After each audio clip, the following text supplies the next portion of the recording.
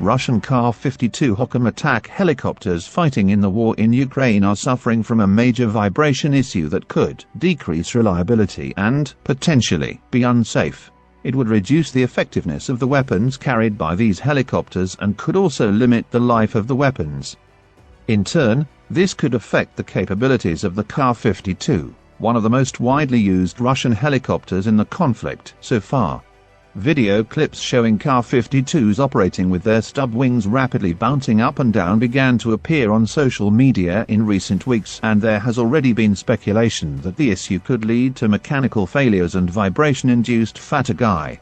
Until now, however, there has been a lack of expert input on this matter, which the military analysis has addressed by talking to 4 experts in the field. 3 of those have chosen to remain anonymous since they are either still serving or otherwise work on behalf of the military in their respective countries. The 2-seat Ka-52 is an attack helicopter with an unconventional coaxial main rotor arrangement, obviating the need for a tail rotor. It's fitted with a 2-spar stub wing on each side of the fuselage. These wings have no high-lift devices. They serve exclusively to carry armament and other stores, as well as sensors and flare dispensers at the tips. The videos showing vibrating stub wings on Ka-52s involved in the Ukrainian campaign include helicopters cruising in level flight on the approach and landing vertically. In each case, the stub wings are fitted with heavy loads combining fuel tanks, anti-tank guided missiles, ATGMs, anti-aircraft missiles, and pods for unguided rockets. In fact, videos showing such heavily laden Ka-52s are hard to find before the war in Ukraine, suggesting overall stores weight may play a role here. First off, we spoke to an aeronautical engineer whose professional experience includes heading up the future projects division of a major helicopter manufacturer. He quickly identified the vibration issue as vertical bounce at, maybe, blade passing frequency. Ultimately, a helicopter rotor acts like a kind of vibration filter, with the main variation in load that gets passed down the rotor shaft being a vertical input that varies according to the blade passing frequency. Blade passing frequency differs from helicopter to helicopter, based on the number of rotor blades. A Bell 47 or a Jet Ranger, for example, has a vertical load component of 2 per revolution, as each has a pair of rotor blades, or a 5-bladed S61C King. By contrast, the largest single component of vibration would be at the blade passing frequency of 5 per revolution. As for the Ka-52, this has 2 3-bladed rotors, and each of these assemblies will produce the largest single component of vibration at a blade passing frequency of 3 per rev. As the 2 rotor assemblies turn in opposite directions, it's conceivable that some loads will be reduced, and others reinforced as a result. Regardless, the main thing to consider is whether there is anything in the stub wing and stores pylon structure with a natural frequency that, in a particular vibration mode, coincides with the main vibratory load frequency coming from the rotors.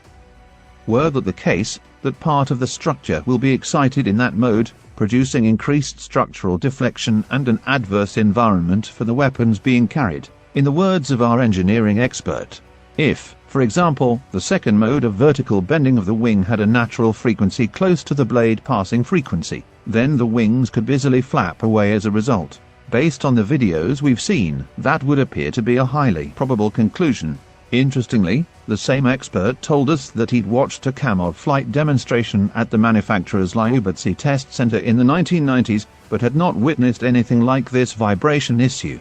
He did, however, note that perhaps the most troubling feature of the vibration could be its effect on the missile armament carried. Typical issues would be ability of missile infrared sensors to obtain lock-on, particularly if there are any components sensitive to that frequency. In many videos, the Ka-52s are indeed carrying missiles with infrared seekers, namely the 9M39 IGLV weapons, air-launched versions of the familiar SA-18 Grousman portable air defense system, 2 of which are seen on each outer pylon. It appears that these air-to-air weapons only began to appear a few weeks into the conflict, reflecting the lack of Russian air superiority. The other issue might be weapon life. This sort of vibration environment would be detrimental to life. Missiles, whether regular VS or the ATGMs carried in clusters on the inboard pylons, are sensitive pieces of equipment and don't take well to being buffeted or otherwise thrown around. Excessive vibration could well be passed on to the missile seeker, motor, warhead, or control systems, with detrimental results. It also looks as if, with this weapon load, there is a wing vertical response feeding into the weapon motion, the same expert concluded. All I can say is that it doesn't look good. The next individual we spoke to is an ex-military rotary wing pilot and a weapons test engineer with direct experience with stores trials involving military helicopters. This is clearly high amplitude vibration and might shorten carriage life, he told us, immediately identifying the potential for damage to the weapons being carried. This could mean the movements imparted by the vibrations exceed the limits imposed by the design authority, or simply that the stores being carried become progressively less reliable, and even unsafe in extreme cases. While that would apply to the missiles, it would potentially also affect the sensors carried on the tips of the stub wings, associated with the self-protection system. This, of course, is vital for the survival of the Ka-52s in what is increasingly tense airspace, with a proliferation of man-portable air defense systems, manpads, as well as other, less conventional weapons. While reliable figures are unavailable, it seems the Ka-52 has taken heavy losses so far, with firm evidence of at least 13 examples seriously damaged or destroyed, although which of these were lost to enemy fire, pilot error, or mechanical issues is similarly unclear. The weapons test engineer explained that, experienced the vibration problem, now many years ago, as a helicopter pilot, and then seeing colleagues work on helicopter carriage of weapons. As you can imagine, the vibration pattern is a combination of harmonics of the natural frequencies of the main rotors and tail rotor for helicopters so fitted, and structure reactions. Finally, we discussed the videos with a helicopter pilot currently serving, who has direct experience of trials involving the service clearance of weapons and stub wings. This looks like they haven't even heard of damping, he remarked. My general understanding is that aside from any impact on accuracy, it's going to significantly reduce the life of the weapon. So rather than 100 air carriage hours, it could be as few as 10 before the missile won't work. All the shaking generally not being good for the electronics, or the explosives, which could become more sensitive. The same pilot noted that we definitely wouldn't clear something to operate if it was doing that, before adding that he expects the effect might not only be felt by the weapons but also by the wing itself and the store's pylons. An alternative theory to the vibration issue was provided by another experienced helicopter pilot, a commercial air ambulance pilot. They noted that this could also possibly be a track and balance issue with the rotors. This takes hours of time to do after maintenance on a regular helicopter, let alone a 6-bladed contra-rotating configuration. It is dangerous to fly without it, but it isn't clear just how hard Russia is pushing its helicopter fleet at this point in its invasion of Ukraine. With the Ka-52 having been subject to evaluation by the Russian military since 2011, and already having seen combat service in Syria, it would seem unlikely that the vibration issue hasn't been identified before.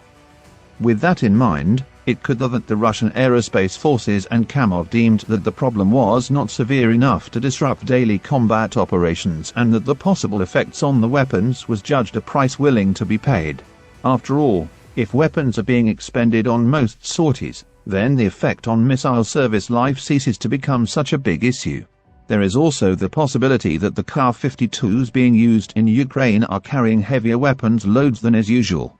As noted, the aircraft exhibiting vibration all carry fairly big loads of stores, with the fuel tanks, in particular, adding significant weight, especially depending on how full they are. This factor, too, could affect the vibration levels. It's also worth bearing in mind that the issue may well be isolated to a portion of the fleet, and, with only a few videos so far, we don't have a real sense of how widespread this vibration issue could be. Perhaps it afflicts only older production helicopters, for example.